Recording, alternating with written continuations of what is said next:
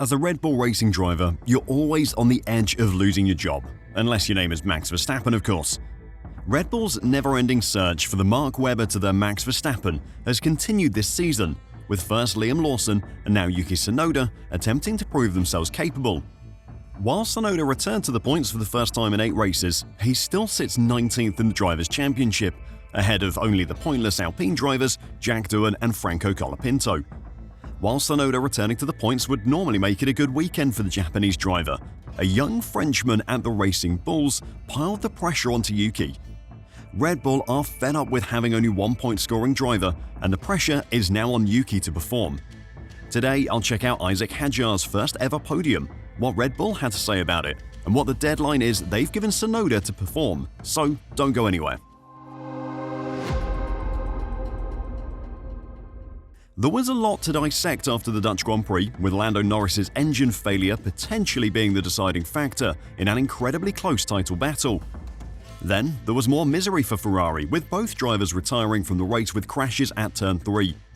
It was a disaster for Ferrari, with Mercedes now just 12 points behind them in the race for second in the Constructors' Championship. However, Hadjar's triumph rightly received all the attention. The French rookie has done just fine this season, but his podium-earning performance at Zandvoort has brought plaudits from around the sport and piled the pressure onto Tsunoda. Hadjar was overjoyed but exhausted after claiming his first podium finish at the Dutch Grand Prix.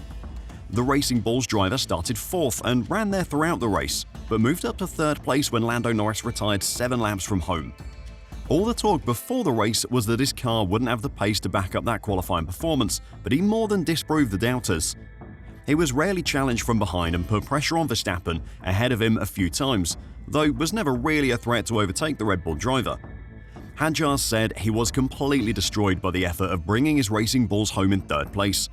He admitted that before the race, he was thinking more about how to avoid losing too many places than whether he could finish even higher than he started. "I was being very realistic at the start of the race," he told the official Formula One channel. "I was trying to just keep my position at the start and then not fall too much in the ranking." Once the race began though, he surprised himself and his team by finding the race pace needed to match those around him. He said, "Then at some point I was like, okay, I can finish 4th here."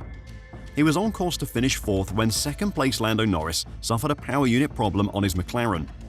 "Obviously, with what happened to Lando, I knew I had the car pace to be on the podium and hold my position, and that's what we did," he said. "But it was hard not to make any mistakes." Of course, this was a podium that wouldn't have happened without the McLaren car retiring ahead of him, but Hadjar had to be in the position to make the most of that good fortune. As they say, you make your own luck, and without his outstanding qualifying performance and then incredible consistency that he showed throughout the race, he would never have been in a position to claim his first podium of his career.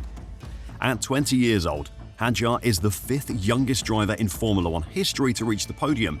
He's the youngest French driver to do so, and revealed he's already received congratulations from France's most successful driver. "It feels good," he said. "Alain Prost just texted me, so it feels amazing to beat those kinds of records." If there is one thing that Red Bull loves, it is a show of potential from their drivers.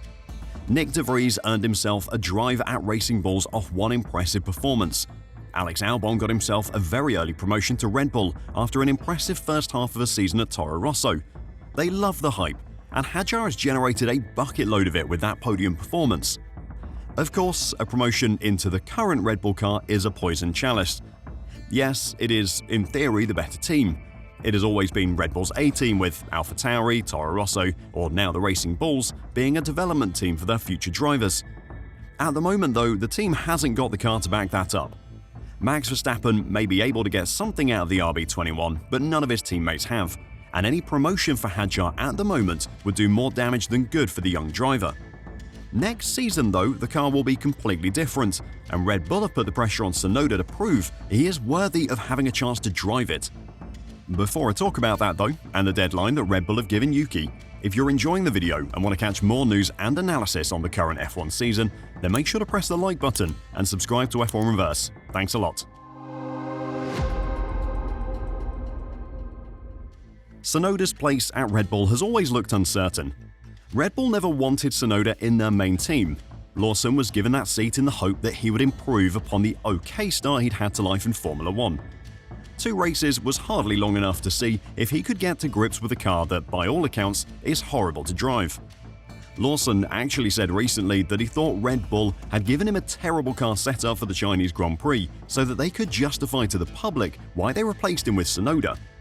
Whether that is true or not, only Red Bull know, but Tsunoda has never been in Red Bull's long-term plans. While the team was still tied to Honda, keeping Tsunoda about made sense as he is a Honda driver. For next season though, there won't be a Honda engine in a Red Bull, so Tsunoda can't rely on the backing of the automotive giant anymore. Even when Honda were about, Red Bull never looked likely to promote Tsunoda to their first team. Even after the seat became available at the team for 2025, Tsunoda wasn't the favourite to get it, despite his significant experience and performances that were better than Lawson's. Red Bull just never really said anything that hinted at them thinking he was capable of driving for their top team long term. While he did eventually get himself a seat at Red Bull, he hasn't made the impact he would like, though how much of that can be blamed on the car not being good enough is anyone's guess. Nonetheless, Red Bull advisor Helmut Marko has established a clear timeline for Yuki Tsunoda to prove himself, confirming that the Japanese driver will have until around Mexico to demonstrate that he deserves a seat alongside Max Verstappen beyond the end of the season. Speaking to ORF ahead of qualifying at the Dutch Grand Prix, Marko outlined the criteria that will see him stay at the Milton Keynes outfit. He has to get closer to Max and deliver that level of performance consistently. That's why we've postponed the option dates further back, and now we'll look at the upcoming races and then a decision will be made. When pressed further on the specific time frame, Marko was more definite with his answer than he had been in the past. I would say around Mexico, the head of Red Bull's junior driver program said, giving Tsunoda approximately 5 races to secure his position at the team. Sitting 18th in the driver's standings, the former Racing Bulls driver has struggled this season, failing to score points over the last 7 races before the Dutch Grand Prix. His best result came in Bahrain, where he finished 9th. At times, there has been worries that Tsunoda might not even make it to the end of the season, but when Christian Horner left the team with former Racing Bulls chief Laurent Mekies taking on his role, this seemed to revitalise Tsunoda as he received a new floor at Spa, bringing his performance closer to that of his teammate. Sources suggest it was Mekies who pushed for the driver to receive the same spec car as the reigning champion, signing off on the new floor at Spa-Francorchamps, a part that, under the previous regime, might have remained as Verstappen's spare. The new team principal is also understood to have urged Marko to hold fire on a call for 2026, with the parity of equipment giving the Japanese driver as much of a fair shot as possible, seemingly buying him time to make his case. The upgrade resulted in his best qualifying performance yet from the driver, with a 7th place start at the Belgian Grand Prix. In Hungary, despite starting the Grand Prix from the pit lane, he was within a 10th of Verstappen during practice sessions. The gap with Max continues to close, Tsunoda said at the time. I may not feel like we're getting there, but on paper, we're only a 10th off his pace. What Tsunoda needs to do is convert those lap times into points. While Red Bull will be encouraged that his times compared to Verstappen's are getting better, it means nothing if he can't secure points finishes. The Mexican Grand Prix is in 4 races' time, and if Tsunoda can secure some more points over those weekends, perhaps he can save his seat for next season. But if Hadjar continues to show the performance he did at the Dutch Grand Prix, then it might be the end of the road for Tsunoda at Red Bull. What did you think of Hadjar's performance at the weekend? And are you worried for Tsunoda? Let me know your thoughts in the comments down below, and until next time, drive safe and bye for now.